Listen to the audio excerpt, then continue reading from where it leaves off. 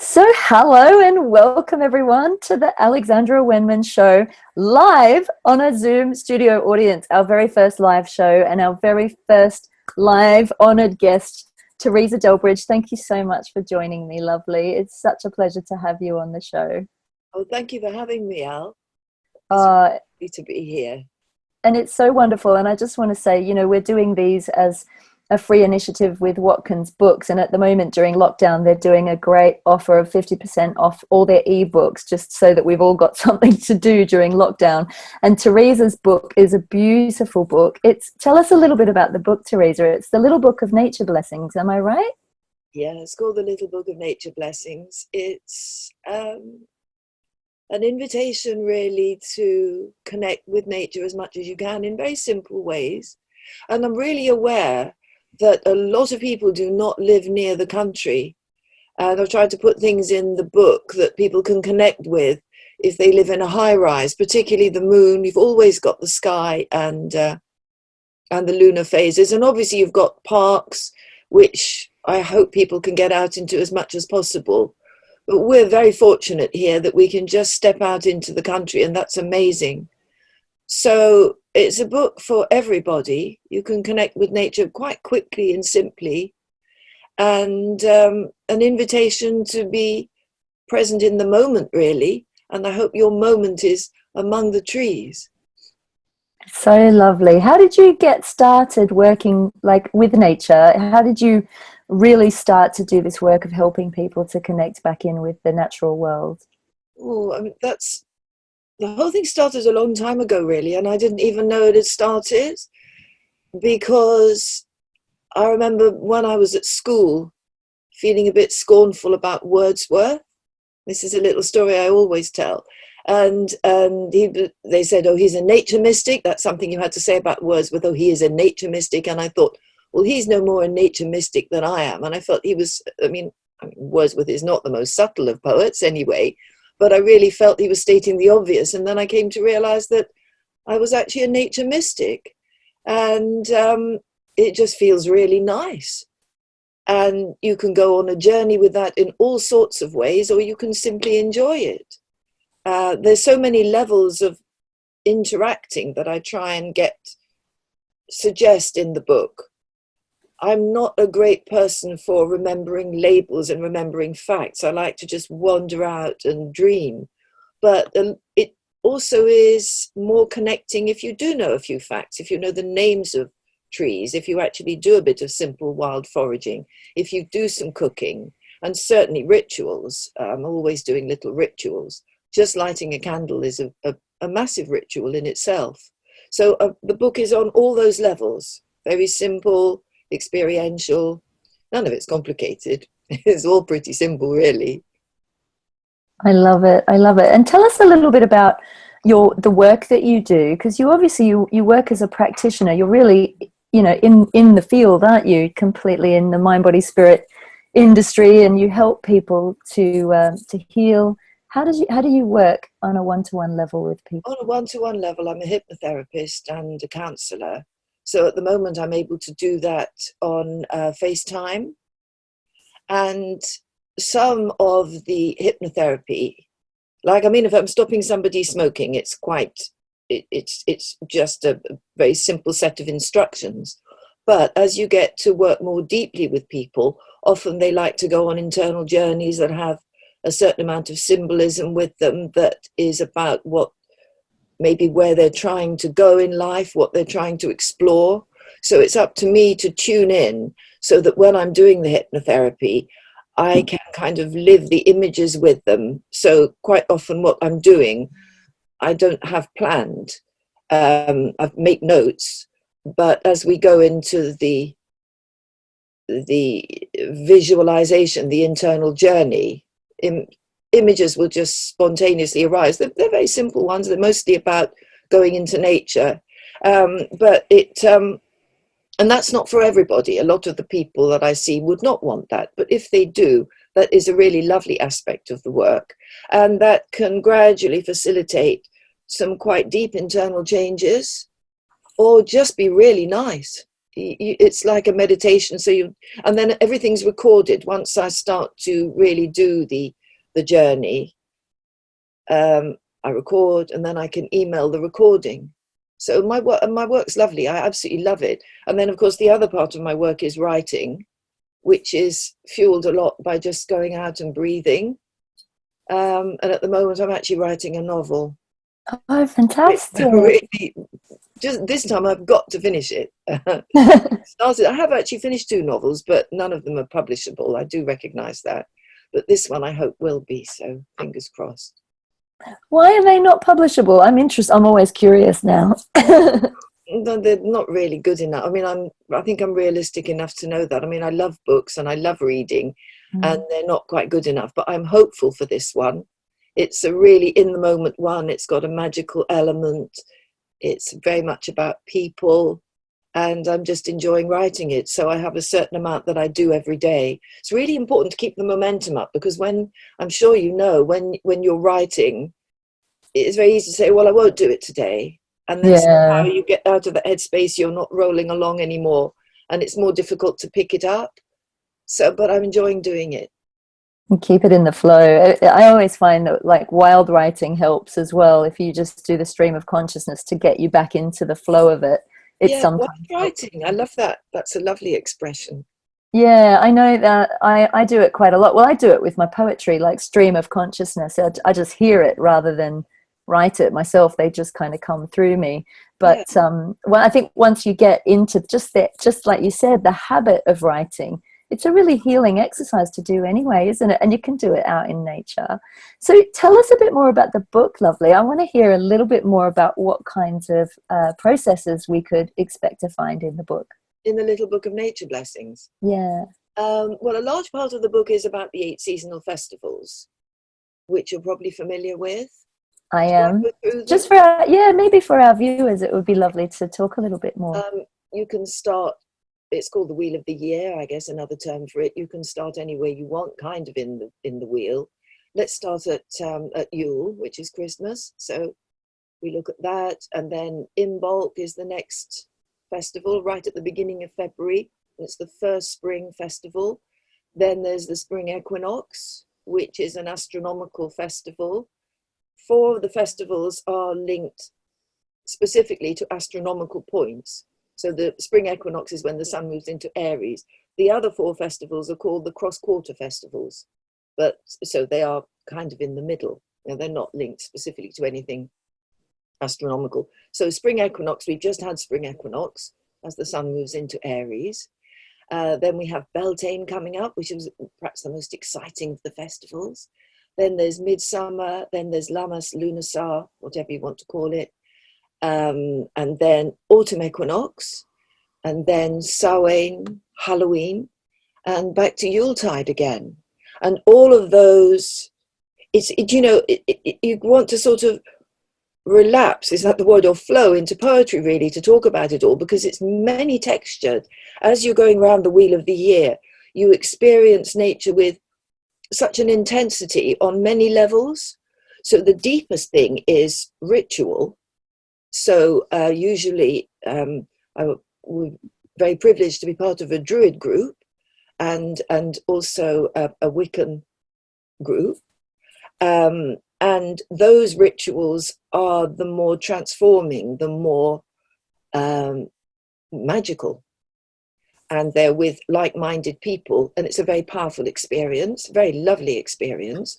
But you've also got plenty of things you can do on your own. You can do a little ritual on your own. If you're not a practitioner, you're not an initiate, doesn't matter. I'm a great believer that you can learn things on your own, and you can explore. And I think as pagans, that is the great thing. Each pagan can be her own or his own priestess or priest. So there are many places you can get advice from. It's always good to protect yourself. Make sure you kind of know what you're doing. But do explore on your own, have little rituals on your own. So that's another level of participating. And then on practical levels, always go out for a walk, and always do some cooking. Yeah. react on lots of levels, to really be part of what's going on. And it makes life very vivid. I think it is a spiritual path. I mean, as pagans, we see our spirituality as through the physical, not by rising above it.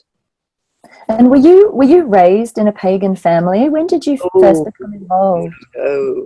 No, like quite a lot of pagans, I was raised as a Catholic. I was too. Is that funny? Very, very lapsed.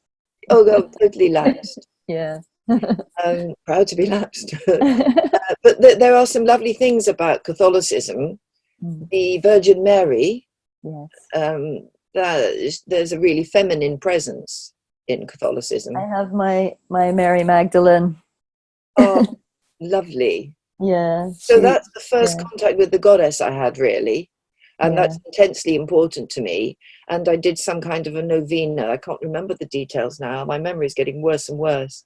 But I had to get up early, I think 9 Fridays in a row. And it's interesting that Friday is linked to the goddess Venus and Freya. Yes. And I mean, it's such a pity the poor lady's a virgin. She just didn't have an awful lot of fun. So, but the older meaning of virgin is a woman who was independent and not ruled by any man.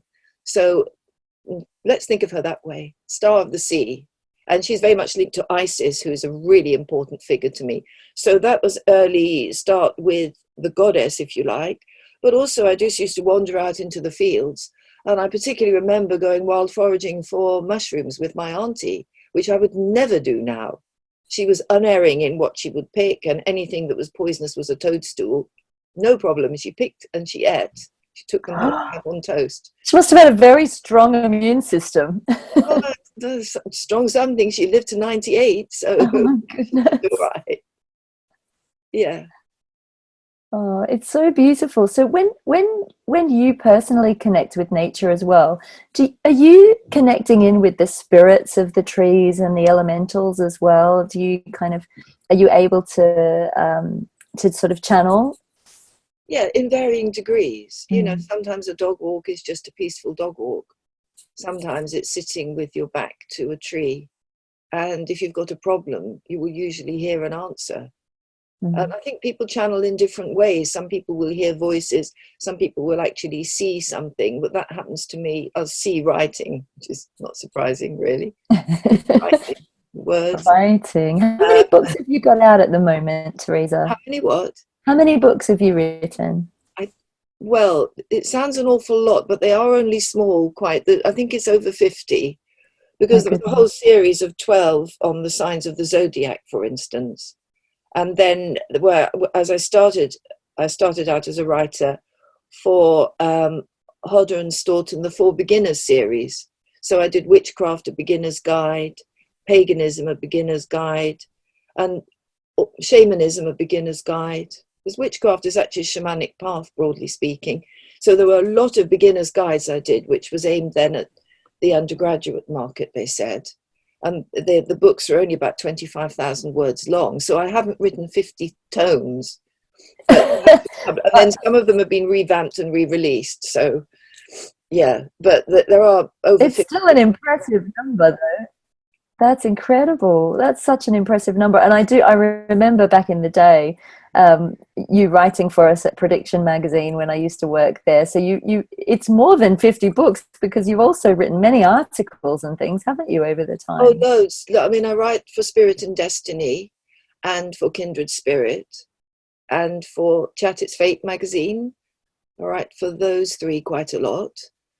But Prediction has the fondest memories for me, because you gave me my first written, my first paid break. You published an article and paid me for it. And it was an article on the astrological chart of Bruce Springsteen.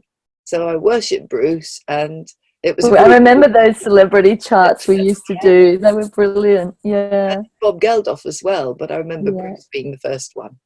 Oh, that makes me so happy. I feel really sad talking about Prediction, actually. It makes me really sad that it's no longer with us.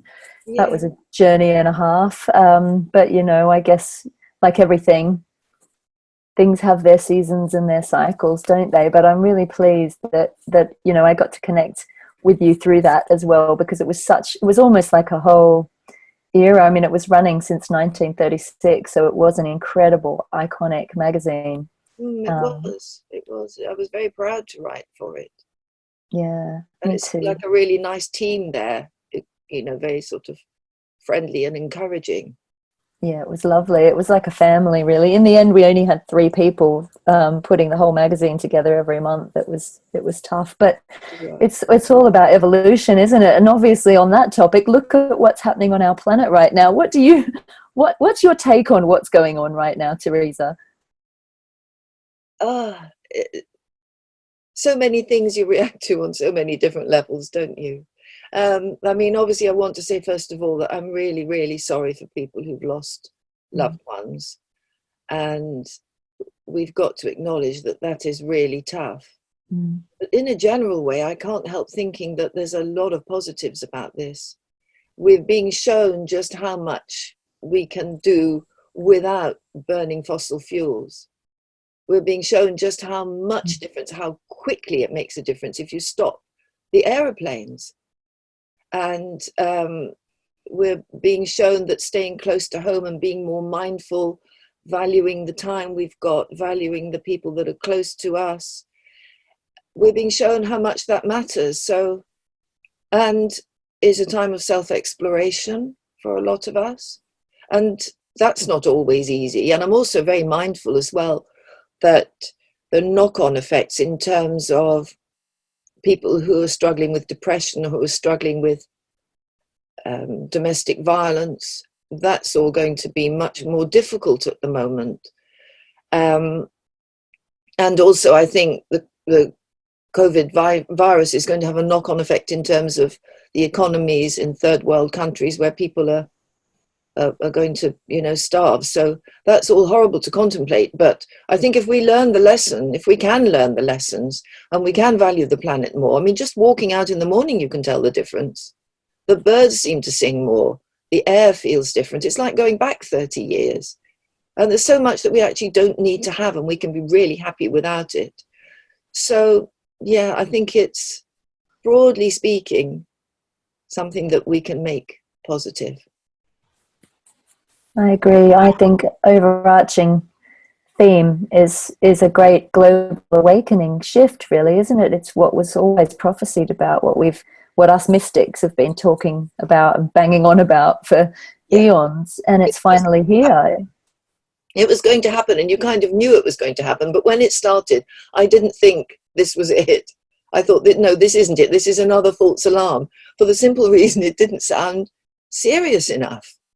And I mean, I think we are fortunate that it isn't more serious. It isn't the plague. Most people do recover. And also it's a signal to be healthy, look after your immune system, just a sense of values all round. So it's interesting how it's triggering things in people, though, I think on a very deep core level. It's almost the way they're talking about it as though it's wartime in the news. I find that very strange. We're not in a war zone. It's not a war. It's about coming back to love, really, and healing. And I think that talking about it in terms of a conflict is bringing up a lot of fear within people that is really unnecessary. I totally agree. I don't think it's a good idea to set up that sort of atmosphere of conflict, like this is something we've got to beat. No, it's something we've got to understand. And it is a journey for all of us. Sorry to use that really hackneyed word, but we are all on a journey. It is a journey, I think. But I think people are likening it to the war because, I mean, certainly in my lifetime, there hasn't been a war. There's been nothing like this. There's been nothing. We've had brilliant lives. And the only thing we can link it through, link it to in immediate history, is the war, when we all had to pull together, dealing with something, I guess, that hadn't been faced before. So perhaps that's why people are doing that. But no, I agree. I don't think it should be a matter of conflict. I think it should be a matter of exploration and realization and caring. The way I keep seeing it is, we think of like a corona is like the halo of the saints, isn't it? It's like and it's all to do with the crown, Yeah. And we're birthing ourselves and a baby crowns before it is born. So the symbolism of it is incredible. I also keep being shown, you know, that a lot is coming to light, and obviously corona is also representative of light, but it's almost like any sickness in our society is being revealed in this physical sickness. It's actually all being shaken up to the surface, isn't it? But it's a sad thing that it has to come to something like this for us to learn from our mistakes, I suppose. But it is sad, but it was obviously going to be, wasn't it? yeah, It's the only way. Experience is the great teacher. yeah, And absolutely. this is comparatively mild. We've got to learn from this. If we don't learn from this, I kind of think the next thing will be more challenging. Yeah, And there's it so could, much that yeah. so much that we can learn now. Because there can be waves of it. I kind of think it's a lovely opportunity while we've got a big group of us here together as well. It's a really lovely opportunity for us to set a little intention, perhaps for our planet, for healing for everybody, and for Mother Earth especially. We've just come through Earth Day, so what an amazing time for us to speak to you today and talk about Mother Nature. Is there a little process or ritual that you would like to share with people here that can kind of just connect us in with an intention? Oh gosh, that's really putting me on the spot. Sorry, honey. I mean, I recently took part in a ritual, an online. I can't remember how we did it now. No, I think we were just told to do it, and we just tuned in at a certain time and did a certain visualization that we'd been given before, which was about cleansing the planet of coronavirus. And when it actually came to the planet cleansing bit, I thought, actually, well, no, that's not what we want to do, because the planet is absolutely fine. We could just do a simple visualization about putting a heart around our planet, imagining that we're out in space and we can see this beautiful blue planet with a heart around her. I'm saying her. And imagine all the souls in the world being able to come together, and particularly that people, even though they're separate in space, that they can connect in thought and in love with those close to them, and really feel a sense of empathy, can let go of all negative stuff like criticism and so on, and that we are all here sharing this beautiful planet and committing to an act of kindness, an act of solidarity, just a few smiles, and just imagining that around our planet there is a network of love, a tapestry of caring, and that our beautiful planet within the solar system is now kind of a beacon of light, that things are changing here. We are coming to a realization. The consciousness is shifting. Now maybe we can imagine that beacons of light, beams of light are issuing from our planet as the consciousness of so many of us becomes raised and the crown chakras open. And the whole planet lifts to a state of greater awareness.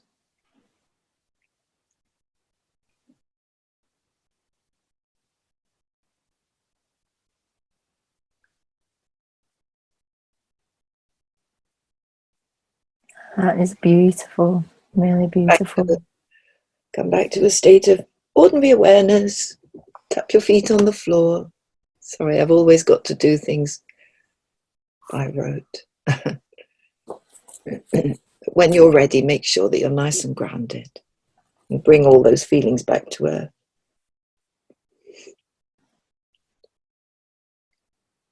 Absolutely beautiful. And it's like everyone's crown chakra is almost being prized open by this, isn't it? The wisdom, the knowledge, the knowing. It's like that which is hidden is really coming to light, but within our own consciousness and our own minds, and sort of getting us to, whoa, look, really look. And our beautiful mother, I mean, it's like that saying, there is no planet B. You know, we have to take care of her. You know, we have to. What are we going to do? She, you know, I do believe that the ancient civilizations knew this, and I think that the pyramids were actually built to help stabilize the earth, and they were beautiful healing generators that provided energy and but vital force to help people heal as well, to harmonize everything.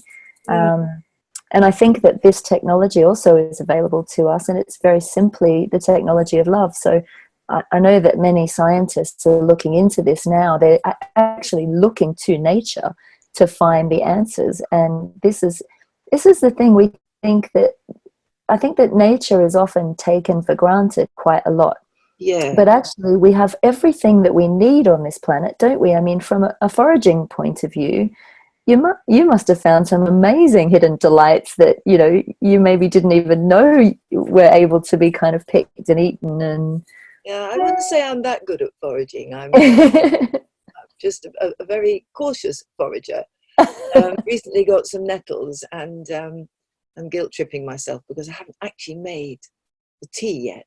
So I go out and get some more today and really make some nettle tea. Because when you get in, you kind of think, oh, I'll have a cup of builder's tea and I'll do my nettle tea later. So make a bit of a change there. We have elderflowers in our neighborhood. I should go, once they come out, I'll have to go and get some. Yeah, they are. They're just about to come out. Everything is really early this year. I mean, we're quite high up here. I know some of my friends are much lower down, and things are coming into bloom a couple of weeks earlier, perhaps. But the elderflower is going to be really early, because elderflower really is more around midsummer, I always think. But it's going to be out well before that. Luckily, we're having some really lovely weather as well with this. I mean, I am blessed to have a garden, so I can go out. It's only a small garden, but I can go out and put my feet in the earth. But what would you say to people at the moment that don't have access to nature, or they can't get out? Is there something that they can do to bring that energy in? Well, you can always do a visualization, as I was describing. In fact, I really ought to do some YouTubes of visualizations, perhaps. Yeah. But research has shown that athletes who have hypnotherapy, where they're performing, where they're training, they're performing, they're exercising, but they're doing it in virtual reality, if you like, when they're hypnotized, they show measurable changes in the muscle power just through lying there thinking about it. Not as much as if they were actually out running or weightlifting, but certainly more than if they're not doing any of it. So we can do an awful lot with our minds. But even if you really can't get out, and you want to make some contact, you can have a pot plant. You can put your fingers in the soil. You can grow herbs. You can watch the sky. There are things you can do, but I do really hope that anybody, even people at the top of a high-rise, can get out, because we are supposed to be doing that, aren't we, to be able to get out for an hour a day and find a local park, because London is, as I understand it, full of parks. There's loads of green spaces. So it's not just in the country that we've got that to choose. But yes, you can do it with the power of your mind. Our mind is really powerful, isn't it? I completely agree. I think so many people, you can always imagine that you're sitting beneath a tree, or you're smelling a breeze, or feeling the sun on your face. Or I use that quite a lot in my work as well, just getting people to visualize, because we're sentient beings, and if you can imagine that you can feel it, then it gives your brain the same level of serotonin, doesn't it? It actually helps to heal. Yes, we can all go anywhere in our minds. We can go anywhere in our mind. You know, doing visualizations is wonderful, but just reading a book takes you right out of yourself. It's a great gift. It does. I've been doing a lot of drawing lately. It's quite fun. Like lots of little, I'm doing a lot of little geometric kind of, which is all nature, the patterns of nature really. And it's hilarious because my little cat Jezebel is obsessed with sitting on this geometric picture that I haven't even finished yet, but she's sitting with her heart over it. It's so cute. It's the loveliest thing ever. I think the animals are really coming to life at the moment with this. It's like they know what's going on. And like you said, the birds are going crazy in the garden, but I feel like the animals are communicating more and with each other as well. It's really interesting. It's like they're teaching us. I feel that, but are we just noticing it more? Maybe. Because somehow we're really in with the moment now, aren't we? And with everything that is close to us and with nature in all her aspects. And we've got perhaps a bit more time to notice our animals. Yeah. I've been noticing my dogs a little bit more and how Dora tries to communicate. I mean, normally when I'm taking her out for a walk and I'm thinking, right, I've only got 3/4 of an hour here, so let me put your lead on. But what she's doing is she's talking to me. She's, oh, there's a whole spectrum of sound. And I'm thinking, what are you saying? You're saying something to me and I'm not normally listening. So now I try and talk back. So the crazy woman who talks to dogs and trees. Don't worry, I do it with Jezebel. Jezebel can actually speak English. This cat is incredible. She first of all, she can mimic birds. She'll sit up on the fence and actually trill like a bird. Wow. She doesn't catch birds, thankfully. I think she used to be a bird in a past life. But she will also speak English. So if you say, Jezzy, do you want this? She'll go, no. And if you want to give her food, she'll say, now. It's like, oh, it's hilarious. And she'll say, actually does like a little meow that sounds like hello. Like it's just so cute. She copies us. It's like they're so intelligent. It's amazing. She's like your witch's familiar then. She really is. But she's more obsessed with my husband. She sits on his heart and just puts her face right up in his face. Oh. But since lockdown, I think it's because I travel quite a lot, but since lockdown I haven't gone anywhere, so she's doing that with me in the morning. So like this morning I woke up, she was so close to my face that she was literally breathing up my nose, and I was like, Jez, like, come on. She's hilarious. Well, one of the things cats were quite a typical witch's familiar, and apparently one of the things they did, or you'd sit your cat, and if you had your divinatory symbols, you'd have your cat with you, and you'd get your cat to sort of choose the symbol. So your cat was doing the divination for you. So maybe Jezzy's coming and sitting, and maybe she's putting a little bottom on the symbol that's really, really important, and that's the one you're supposed to be doing something with. I think that's probably the case. I need to pay attention. It is like there's this little portal. It's like the geometry comes into a bit of a spiral at some point, and she's sitting on that bit. So I think it's like, and that's the bit I haven't coloured in yet. So she's probably telling me to finish it. That's amazing. Oh my gosh, honey, I could talk to you for days and days and days. What I would like to do is open up the invitation for anyone in our audience to perhaps type a message in the chat if you'd like. If you go to, I think it's the bottom of your screen, and click on the chat button, you guys will be able to see that there. If anyone has a question for Teresa, you're more than welcome to type it in the little chat box. I'm just noticing emails I've got coming in from people who for some reason I can't click on. I'm afraid I'll lose you, but some people want to join and haven't managed it. Never mind. Oh no. Okay. Well, I'll what I'll do is this link will be going out also onto my YouTube channel, so people can watch the replay if they want, and then we can share that link with anyone who didn't make it on to the show, so that they don't miss out, because we are recording, so that hopefully means I won't miss out. But I'll find out what's going on there. It must be an Eventbrite issue, I think. No questions coming through. We must have been really thorough and covered everything. Well, I just want to say a little bit more about animals, because my favorite author, scientist is Rupert Sheldrake. And yes, he's actually done a lot of experiments with animals, particularly with dogs, how they are psychic really, and they know what's happening. Are you familiar with that? There's 7 experiments that could change the world.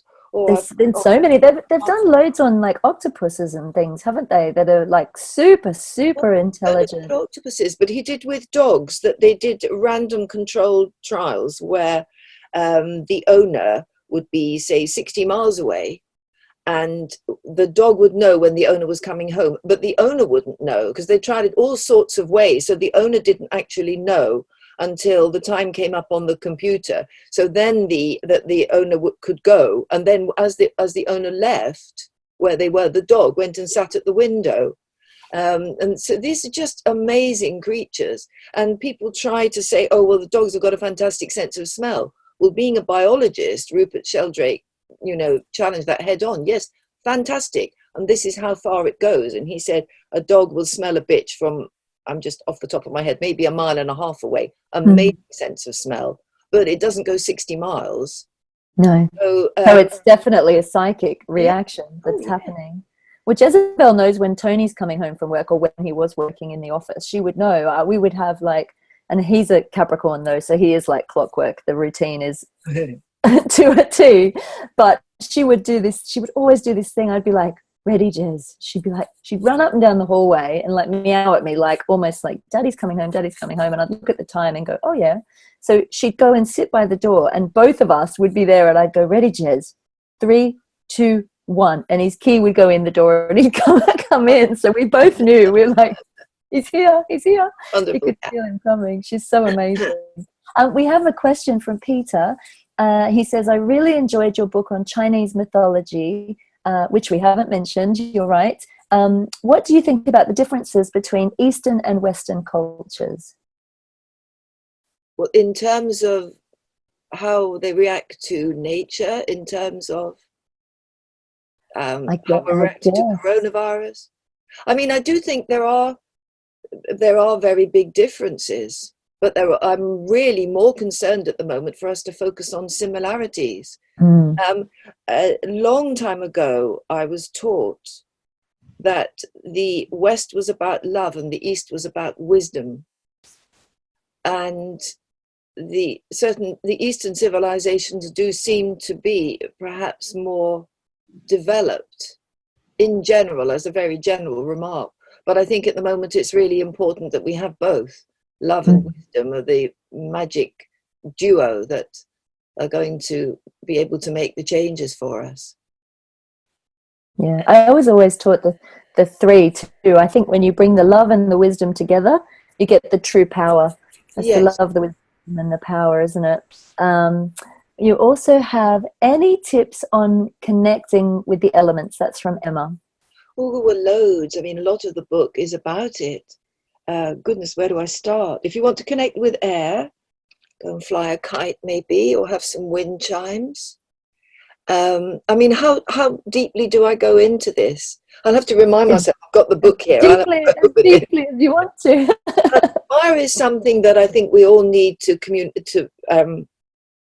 connect with more. My husband's an Aries, and he's very much a fire starter. Obviously we've got to be a bit careful, especially living close to neighbours, about smoke and so on. But it really is important that we do bring fire into our lives a bit more. I think it's a missing element now that we've got microwaves and central heating. And so if you want the gifts of fire, which are sort of flashes of intuition, but also things like courage and passion, and you feel you want particularly to pull those gifts into your life, light a candle, and light a candle consciously, because you can light a candle and it's just a candle, or you can light a candle and it's a flame, it's a ritual, it's a change. And if you want to bring extra fieriness, then you can choose a red candle. You might surround your candle with Mars-ruled herbs like ginger and basil, off the top of my head. But it's all suggested in the book, so get the book. But yes, that's. Yeah. I do think fire is the thing to bring into your lives as much, a little bit more if you can. Water is just an amazing substance. We take it for granted, and I mean, my background in science is negligible, but it is a unique substance in the way it behaves and in the way it seems to be able to hold memory.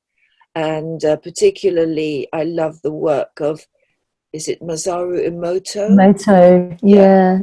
Who's shown that when water forms crystals, you can see what emotions it's absorbed, and how if it's given love, it makes a beautiful crystal, and if it's given hate, it's all over the place. And I see people nodding, which is lovely. So obviously this is something that's familiar.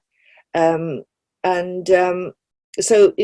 does hold emotions. Water can do so much for our emotions, and there really is something magical about lakes and streams. I channeled a message when was it, last year? It's on my YouTube channel, actually. Because I channel a lot of star beings, and they come in with sort of higher technology information. This came through from the Arcturians, and they said, we need to, as a society, unlock the secrets of water, because water is the most miraculous thing.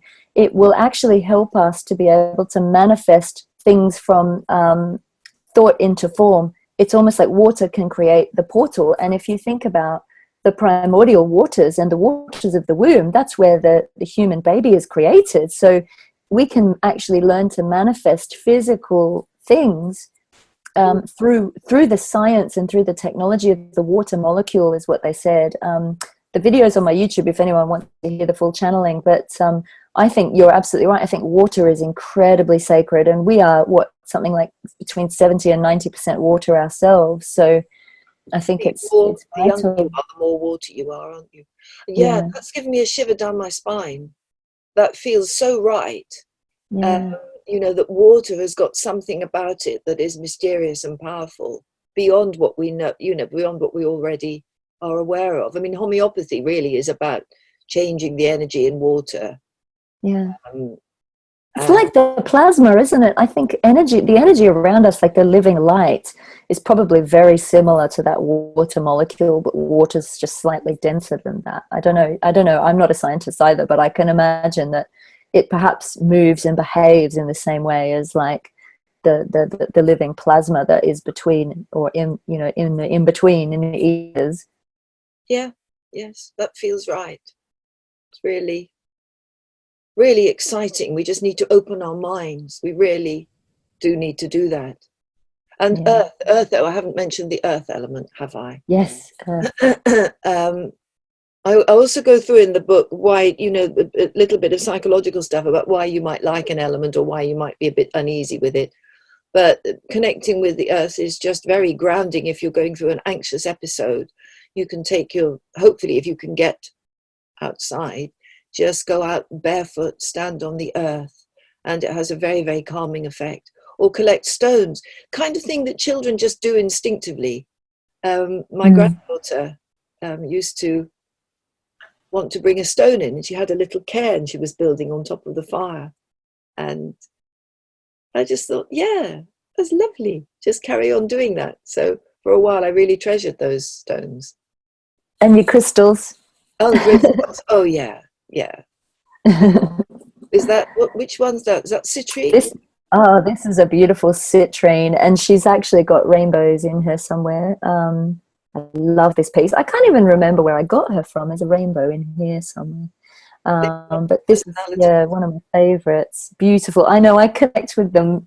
I can have conversations with crystals, and I channel through them and everything there. I mean, I also find everywhere I go faces in nature. So I've got multiple rocks and stones with really amazing faces in them. And then I found out recently there's actually a museum in Japan where they have it's a museum of like rock faces of like the stone people.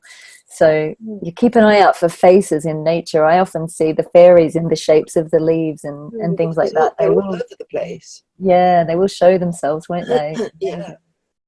It's like looking beyond what we think we can see, and merging the imagination with the logic, and then you kind of start to open up to it.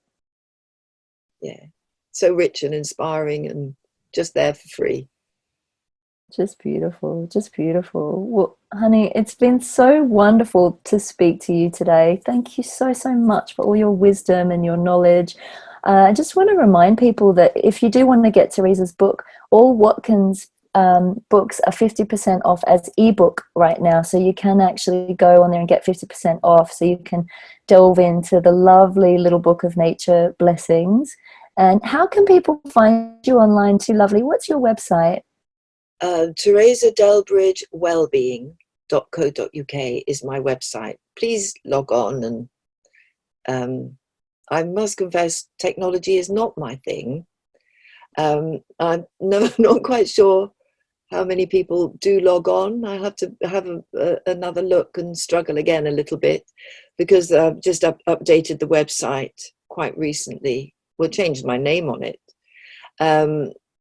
So, but please do, because I do post new things at least once a week, and there's a whole lot of stuff on there. And it is Teresa Dellbridge Wellbeing. I did unfortunately put out the wrong website address recently to quite a few people, where I had Teresa Dellbridge Wellness, and people kept coming back to me and saying, well, we're logging on and it's not there. So it is Teresa Dellbridge Wellbeing.co.uk. .co.uk. Wonderful. There's also an author page, Teresa Dellbridge Author, which is just on Facebook. Okay, wonderful. When I put this up on the YouTube, I'll share all the links below in the text and the comments, and we'll flash it up on the screen so anyone watching the replay of the recording can see it there as well. And just to say to everybody, these events are ongoing. We're going to be having the same thing, 10 a.m. and 8 p.m. every Friday for the coming sort of month and a bit. So we've got some amazing authors. Teresa's our first one. I'm so honored to have you on here, lovely. And, you know, I'm loving doing the live studio audience. It's marvelous to see all your beautiful faces and to join in with us as we do this. And so this evening at 8 p.m. London time, that's British summer time, we have beautiful Aussie author, actually, Rihanna Watson, and she's a really inspiring lady. She's an incredible yogi, and she's overcome a lot of trauma in her life to go on and write about her journey. And she's all about really bringing us back into our joy and our power and overcoming adversity, which obviously at this time on the planet we all need. So please do join us again at 8 p.m. tonight. Love to see you all there. We still have plenty of tickets available. We have up to 100 tickets available, so do go and get your free tickets. Love to hear your feedback as well about this event.